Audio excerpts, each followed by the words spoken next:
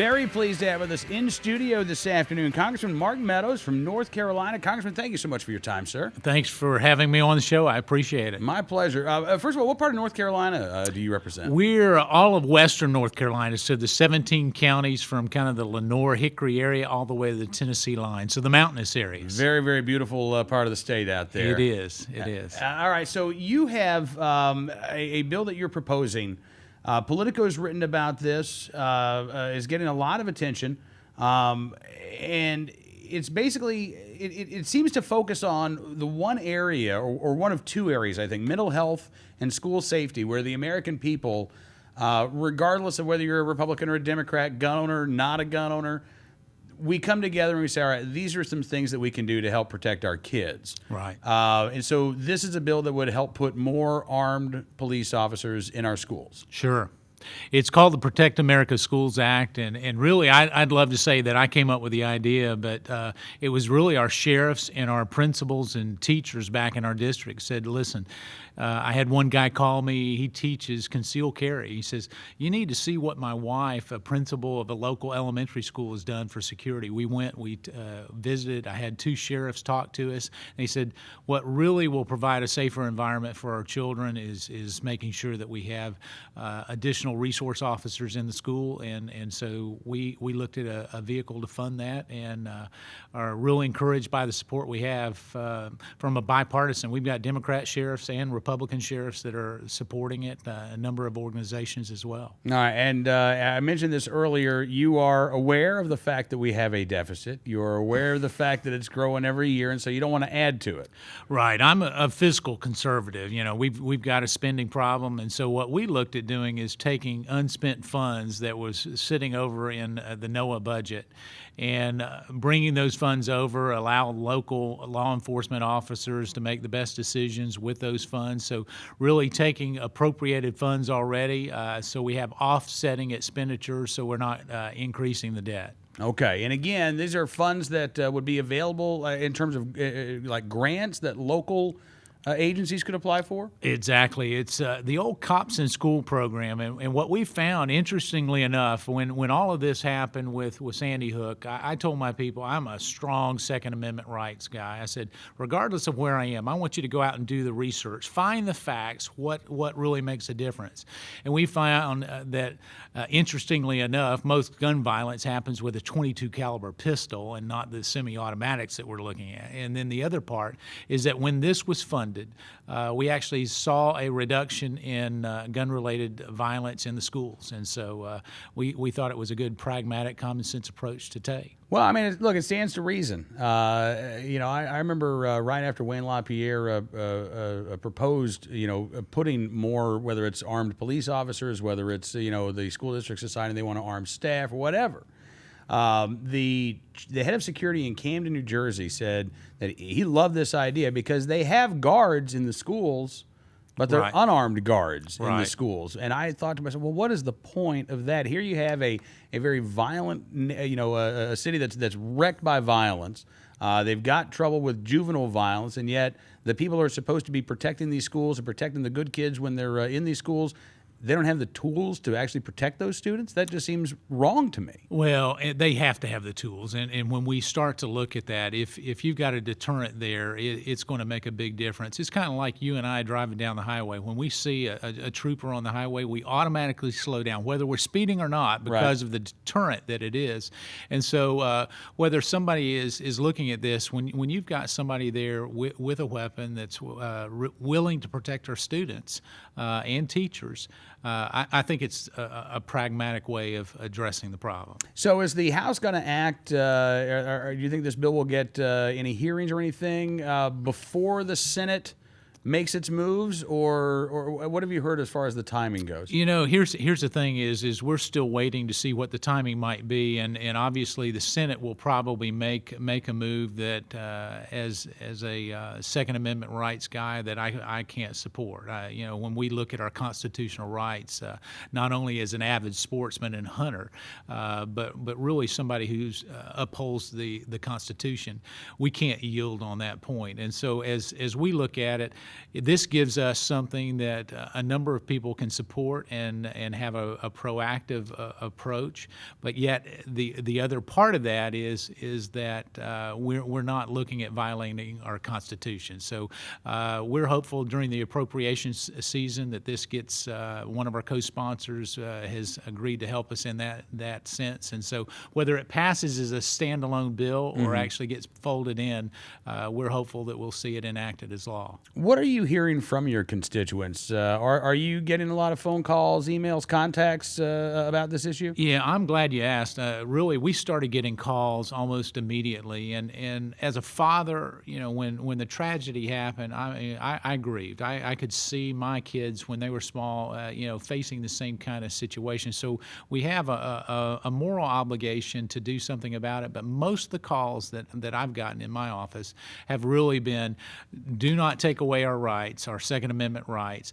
Let's do something, but let's not overreact to this situation. Let's do something that really makes a difference. Have you been getting, I'm sure you must have gotten like one or two calls of go take all the guns away, right? Oh, well, we get those. And we even have some who say, well, we don't want guns in schools with officers, which says, we don't want any guns anywhere close to the school, even in the hands of law enforcement officers. But the majority of them, and I think a Pew report shows that even 2 to 1, that people believe that having student resource officers, more officers in the school is a good idea. Absolutely. Now, the Senate Judiciary Committee marking up several bills today, and we don't even know really what the specific language of some of these are going to be. Senator Schumer still trying to find another Republican to go along with the idea of so-called universal background checks. But have you been thinking broadly about things like the semi-auto ban or magazine bans or the idea of these, again, so-called universal background checks? Have you been pondering what your issues will be on, or your positions? We've looked at it, and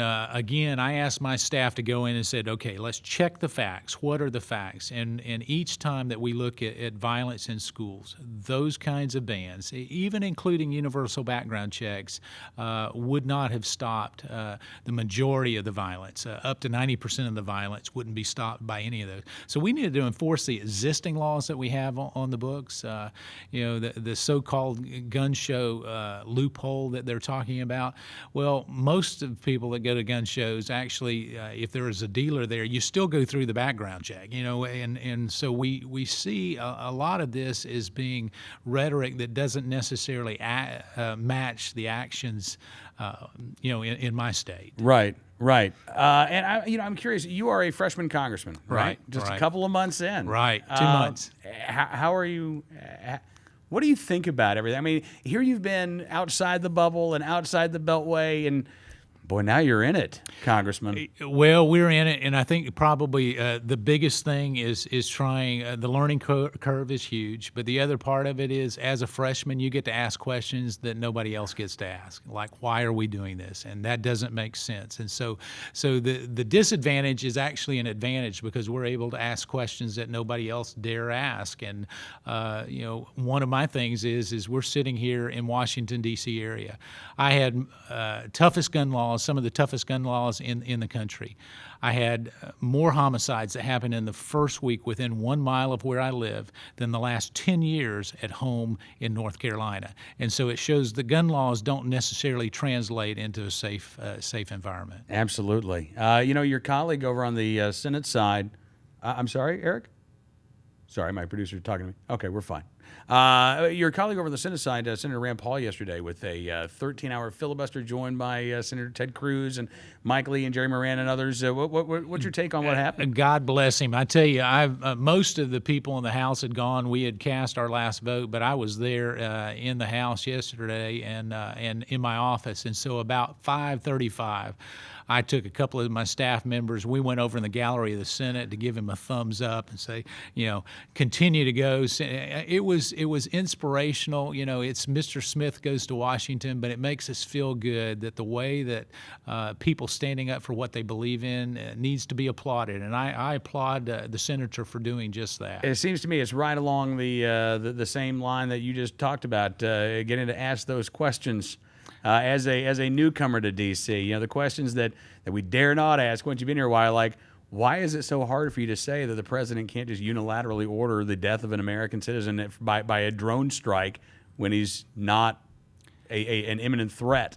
Well, we sometimes get politically correct, and we start working in small sound bites. And the truth of the matter is that we have a constitution that protects our rights, and he was right to call it out. There's a due process, that and when we start to look at that, everybody, even a lot of our children, can say, "Well, I'm innocent until proven guilty." Well, when you don't have that kind of protection, we're starting to erode the foundation that our great country was founded on, and that's unacceptable. Absolutely. Without naming names, Congressman, since you've been here a couple of months, this is one of those questions I know that people who don't live and work in the D.C. area want to know. Is there a real respect for the Constitution on the other side of the aisle? Here's the thing. Is there a real respect for the Constitution on your side of the aisle? Well, for that matter? here's the thing: is the answer to both of those, I think, is yes. But what happens is, I know there is on our side. We've got a lot of constitutionally minded. My son is studying, hopefully going to be a constitutional attorney, and so from a conservative side of things. But what happened is years and years of jurisprudence has gotten us to the point where the Constitution, well, does it really mean this? Does it really mean that, based on precedent? And so it provides an area of gray ambiguity that really is not ambiguous at all. We need to know that this is what it stands for, and it's time that we start standing up for that. And this is a fight that is worth fighting. Men and women have fought and died for our freedoms, and quite frankly, they've made their solemn oath to uphold the Constitution. And so if they're willing to spill their blood for it, I'm certainly willing to stand up and speak out on it. Talking with Congressman Mark Meadows. Congressman, if you don't mind me asking, we've only got a couple of minutes left here. We have a picture here that I want to show the audience. This is not a sight you normally see on Capitol Hill. You did not actually take that deer on Capitol Hill, did you? No, I didn't take that deer came from North Carolina, but that's my actual tag on my vehicle. I hunt too, and the caption should have been "Position on Second Amendment rights unchanged." So. That is awesome. Where did you? So that deer actually came from North Carolina? Yeah, that's actually in eastern part of North Carolina. So it's hunting with my son. We've been doing that since he was 4 years old, and so we were just excited. It's great times for him. 4 years old. You realize you've just absolutely horrified gun control advocates everywhere, right? No doubt. But you know what? He's the safest guy with a gun. If I have danger, I want him on my side. Let me tell you that. Well, then I think that highlights, I think, one of the big divides in this country right now is there are people who didn't grow up around firearms. Maybe they don't have their family didn't own guns, and so they hear you say something like this, or me say, "Well, yeah, I'm going shooting with my 7-year-old daughter this weekend," and they get the vapors because they view guns automatically as bad things rather than as inanimate objects that can be used for good or for bad, depending on the user. Right. How do we address this politically? How do we get to the point where we're not simply trying to ban all of the inanimate objects that could cause us harm, and instead we start dealing with human behavior and individuals? Well, and I think part of that is just the worldview that we have. When you and I, if we grow up around it, it becomes a lot more easy to accept, and it's part of our culture, part of our heritage. I know it is in North Carolina. Mm-hmm. But the other part of that, I think, that is troubling is sometimes we're looking for an answer. We know that something needs to be done, and so we grasp out for an answer that may or may not be the answer. And so, I think when we start to take the facts, when you tell people that it's generally a .22 caliber handgun, a revolver that does most of the violence, they sit back. It just doesn't make sense. And so I think for us it's all about telling the story, but telling it in a compassionate way. I mean, listen, every death is one death too many, and we need to do all we can, and we've got some of the best law enforcement officers not only in my state of North Carolina but across the country, and we just need to stand with them. They put their lives in harm's way almost every single day as well, and we need to recognize that.